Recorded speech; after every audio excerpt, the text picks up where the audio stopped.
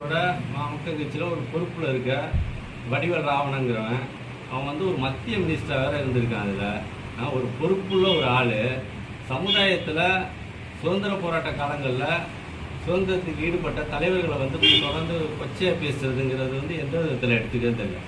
ஏதோ ரோட்டில் போகிறவன் பேசுனா பரவாயில்ல, அப்படி தான் பேசிக்கிட்டு இருக்கானுவோம். ஒரு சிலர் பேசிக்கிட்டு இருக்கான், அது பரவாயில்லன்னு கூட சொல்லலாம். ஒரு மத்திய மினிஸ்டராக இருக்கவன் எப்படி பேசணும் அப்படிங்கிறது தெரியும். இவன் எப்படி மத்திய மினிஸ்டராக இருந்தால் இவனுக்கு எப்படி பாட்டாளி மக்கள் கட்சியில் வந்து ஒரு மினிஸ்டர் கொடுத்தாங்க, அதெல்லாம் நினச்சி பார்க்கணும்ல. வாவு சிதம்பரம் பிள்ளை வந்து சிறைக்கு போயிட்டு வந்து 40 வருஷமாக வந்து சாப்பாட்டுக்கு வழி இல்லாமல் ரோட்டில் வந்து பழக்கடையில் வந்து போய் வேலை பார்த்தாருங்கிறான்.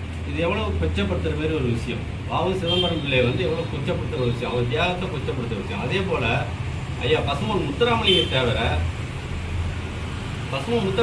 ஒரு கொலைகாரங்கிறான். மீண்டும் மீண்டும் அந்த வார்த்தைகளை அங்கே உள்ளவங்க சொல்லிக்கிட்டு இருக்கான். இருந்தாலும் ஒரு மினிஸ்டராக இருந்தவன் இந்த வார்த்தையை சொல்கிறான். அவர் வந்து ஒரு கொலைகாரர், அவர் எப்படி வந்து சுதந்திர போராட்ட தலைவர் அப்படி இப்படின்ட்டு அந்த தொடர்ச்சியாக சொல்லிக்கிட்டு வரான். இதெல்லாம் வந்து வன்மையாக கண்டிக்க வேண்டிய விஷயம். ஐயாவை பற்றியோ வாவு சிதம்பரம் பிள்ளையை பற்றியோ இதுக்கு மேலேயாவது வடிவேல் ராவணன் வந்து பேசுகிறத நிறுத்திக்கணும்.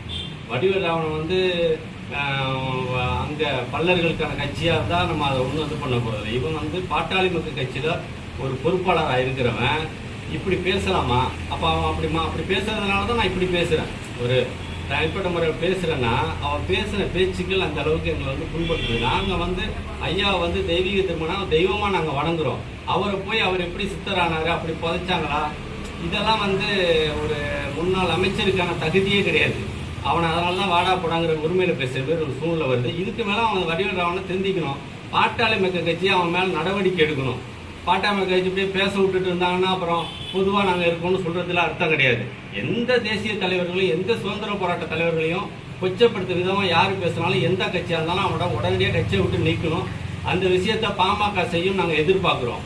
இவன் தொடர்ந்து பேசிட்டு வந்து பாமகன்னு ஓட்டு கேட்டு வந்தானா அப்புறம் ரோட்டில் நடமாட முடியாது. நான் ஓப்பனாகவே சொல்கிறேன். இப்போ எங்கே வேணாலும் இப்போ இடையில நாகப்பட்டினம் தொகுதியில் வந்து நின்னான் எம்பி எலெக்ஷனுக்கு. அப்போ இது வந்து திருப்பி அவன் வந்து எங்கேயும் நிற்க முடியுமா? பொது தொகுதியில் வந்து இப்படி வர முடியுமா? எல்லாரும் தானே இருக்கான். அப்போ அவன் இறங்கி ஓட்டு கேட்க முடியுமாங்கிறத வடிவேல் ராவணன் தெரிஞ்சுக்கணும். சும்மா அந்த மக்களை குசிப்படுத்தணுங்கிறதுக்காக அவங்க கைத்தட்டல் வாங்கணுங்கிறதுக்காக நாகரிகமற்ற ஒரு அரசியலை வந்து வடிவேல் ராவணன் செய்கிறான். அவன் எந்த தொகுதியில் அடுத்தது வந்து எந்த தொகுதியில் நின்னாலும் அங்கே வந்து அவங்க மக்கள் மட்டுமே ஓட்டு போட்டு ஜெயிக்க போகிறான். இப்போ மற்ற மக்கள் ரோட்டில் இறங்கி ஓட்டு கேட்குறப்ப விரட்டி அடிப்பான், விளக்கமத்தாலே அடிப்பான், செருப்பாலே அடிப்பாங்கிறத வடிவேல் ராவணனுக்கு நான் ஒரு எச்சரிக்கையாகவே சொல்கிறேன்.